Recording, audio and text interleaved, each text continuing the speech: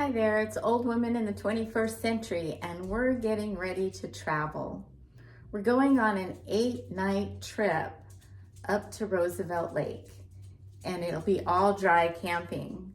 So that means no water, no electric, unless we plug in our generator.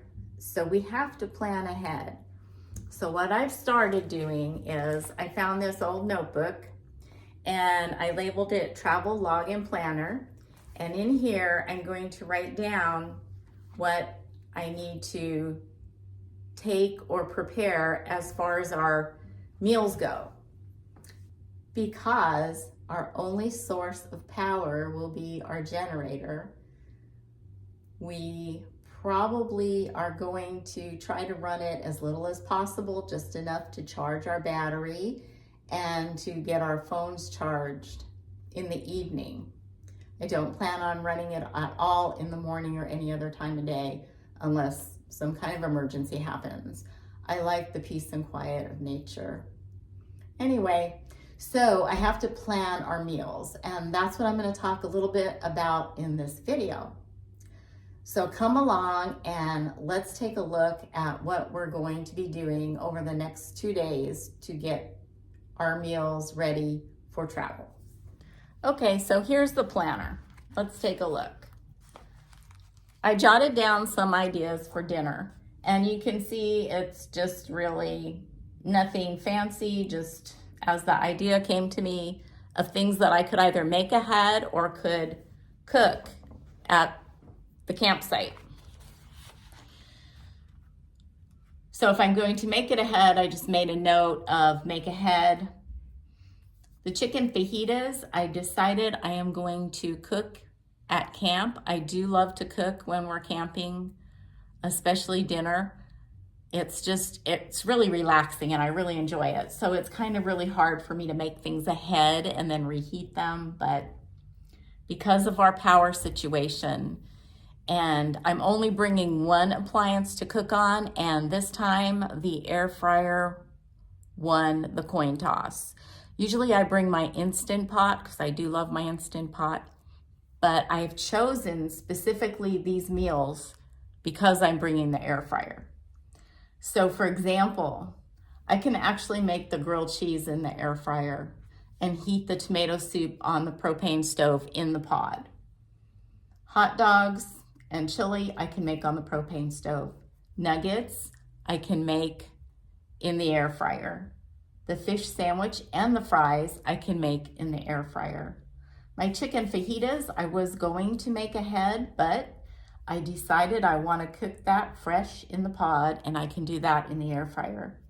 Chicken Alfredo, I'm going to grill the chicken in the air fryer ahead of time, cool it, and freeze it, and I'm just going to make the pasta and the Alfredo sauce at the campsite.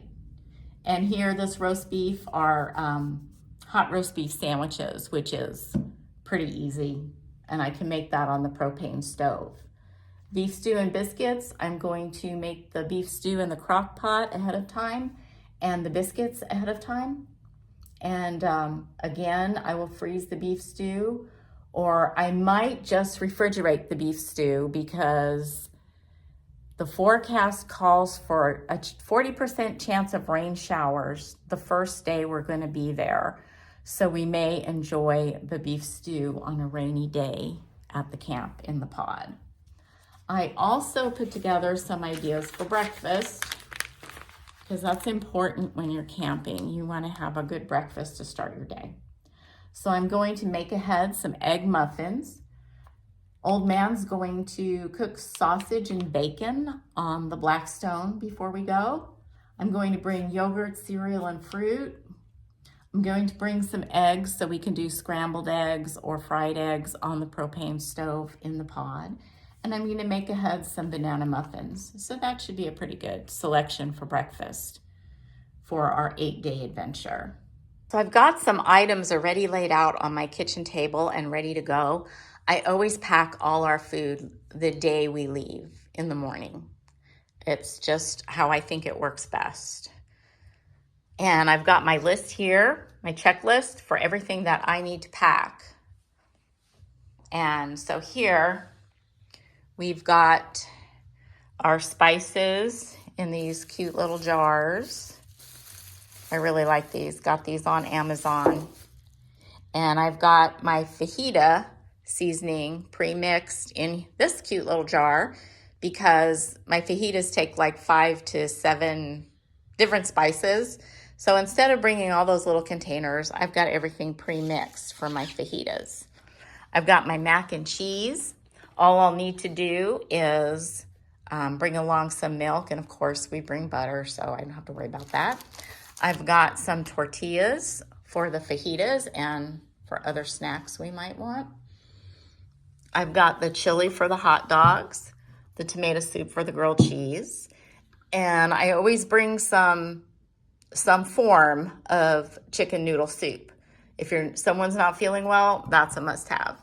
I also have various soups back there that we could have for lunch, just in case we wanted something different.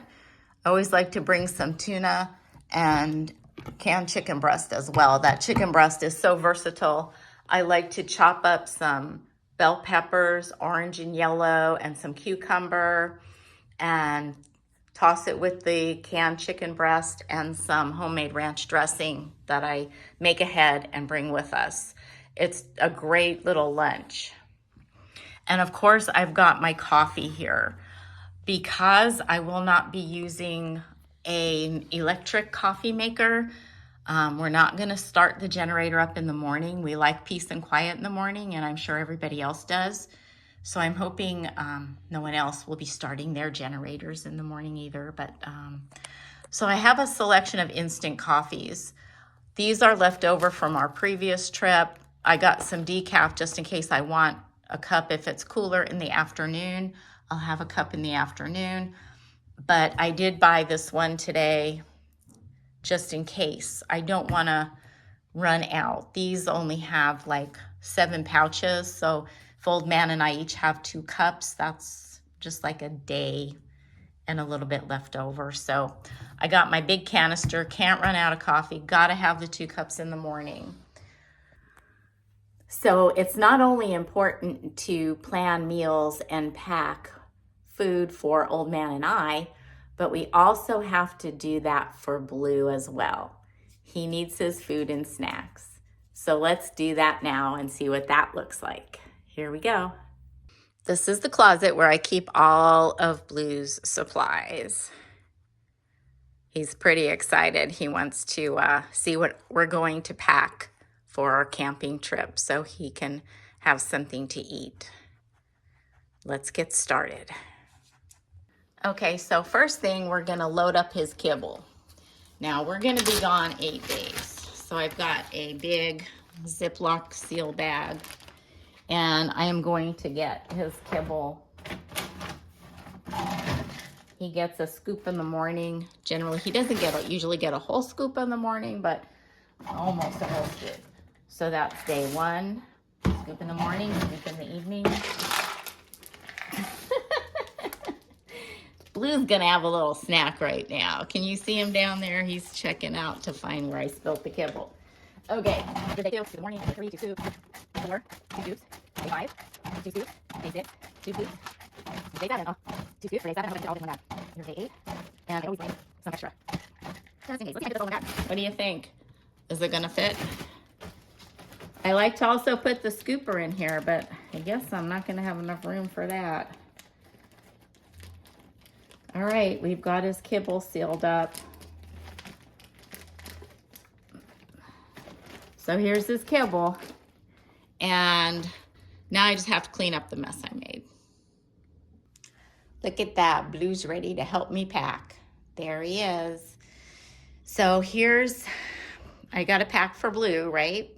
Here's a little plastic crate I got.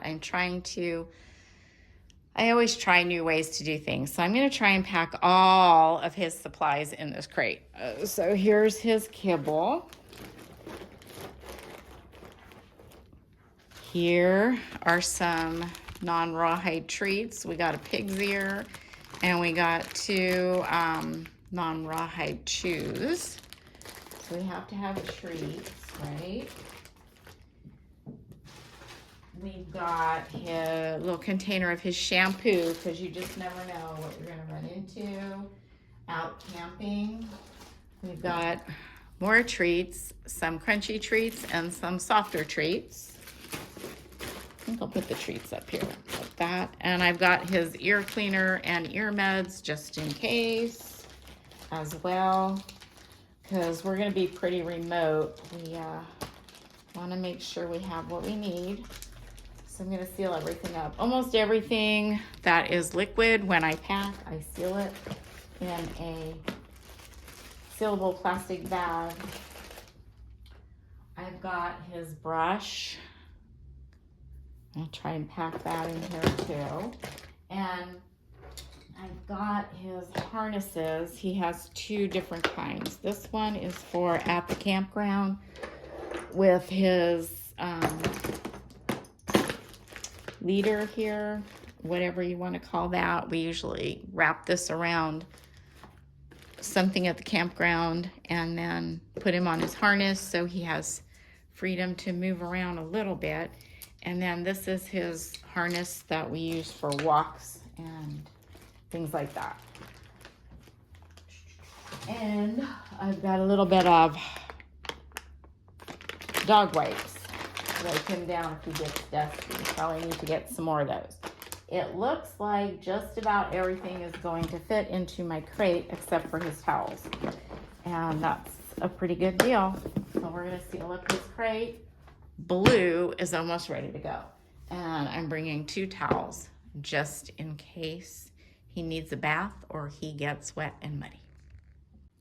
The other necessity for Blue is little baggies. And when we first started traveling, I bought a pack of these things. And then I realized what a waste of money. So now I save these bags from the produce at the grocery store. I know maybe some of you are thinking that that's a little weird, but hey, why not give these bags dual purpose, right? So I save them, and sometimes I'll roll them up or just crinkle them up, and I put them in here in another sealable plastic bag.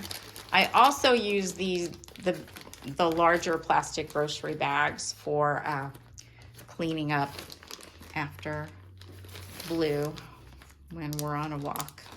So let me squish the air out of these. All nice and sealed up. And I'll add these to his box. I also keep some of these in the truck for when we take a break, and as we're traveling on the highway, we need to take a break. He can go out and do his business, then I have it. So I don't know, what do you think about this method for cleaning up after your pup? Does it kind of gross you out because they're see-through bags? I mean, it doesn't make any difference to me. But let me know what you think in the comments about repurposing your plastic produce bags. Here is the final haul for our dry and canned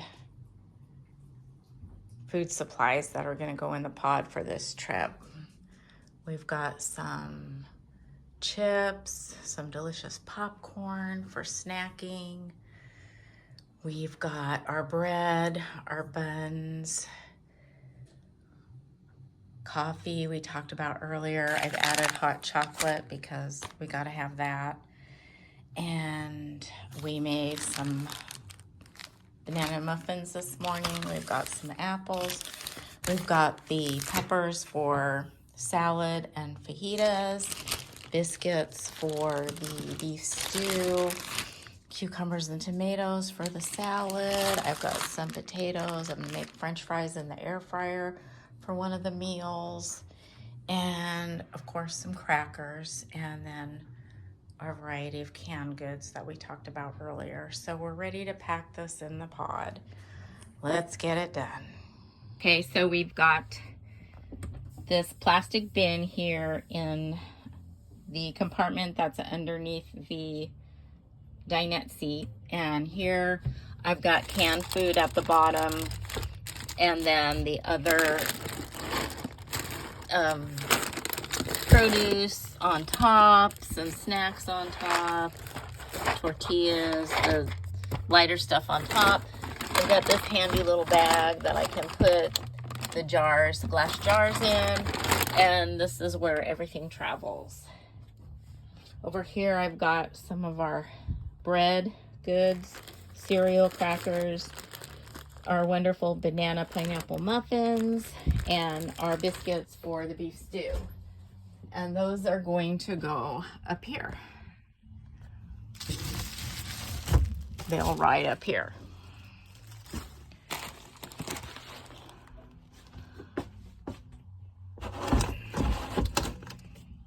And then waiting for the loaf of bread to defrost a little bit. I've got buns because we're going to have those fish sandwiches.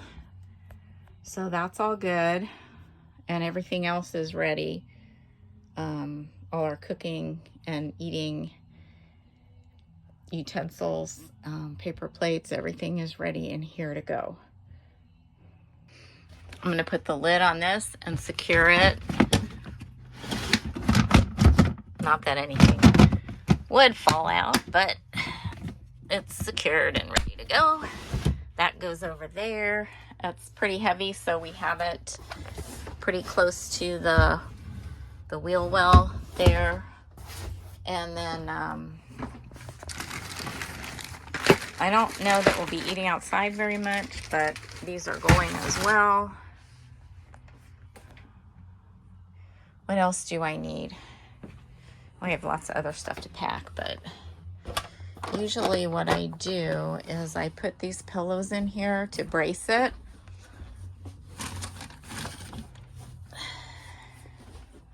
So we don't have pillows flopping around.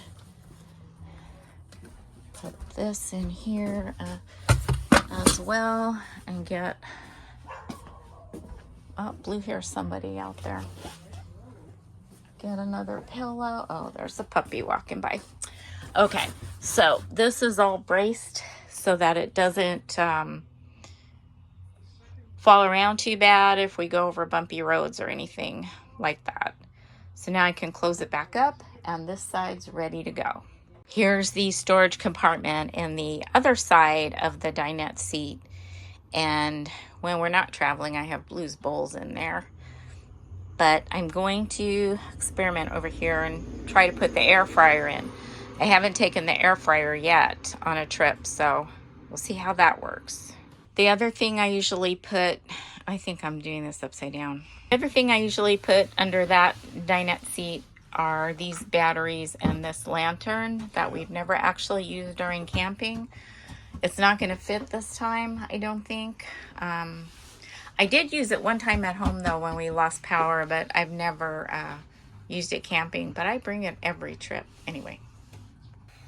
So I've got the air fryer in there, and as we're bouncing around going down the highway, all this wood down here can do some damage to my appliance. So I want to make sure that everything is braced. So I'm going to put Blue's bath towels there. And then I need another thing to go in over here. And normally these stay up here, but I'm going to grab, these are Blue's blankets. I'm going to grab this blanket and see if I can get this in here to add more protection. Let me work on that. Okay, that did work. At first I thought that blanket was going to be too big, but it really draped nicely over the air fryer. And I'm pretty satisfied with how that is protecting the air fryer. So now I can close up this seat and we're a little bit closer, ready to go. We have a lot of room under the kitchen sink, so Blue's bowls are going under there. These, the dinette seats are all closed up. We like traveling with the table down like this. The first couple years we traveled with the pod, we left the table up and strapped it down, but this is actually way more convenient just to set it up when we get to our campsite. Plus we can put things on top of the seats. Well, we got the pod all packed up and we headed out on our 8-night adventure at Cholla Campground near Roosevelt Lake. When we got home and I started editing this video, I realized I did not include anything about how we pack our fresh and frozen food. Sorry about that. Hopefully, I can cover that process in another video. I just totally forgot to film anything as we were loading the ice chest and the freezer. Generally, what we do is we travel with everything in an ice chest because we don't run with our propane on. Anyway, thank you so much for watching. Hope you enjoyed this little video of how we prepare our food for dry camping. See you next time. And remember, wherever you go, whatever you do, leave that place better than the way you found it.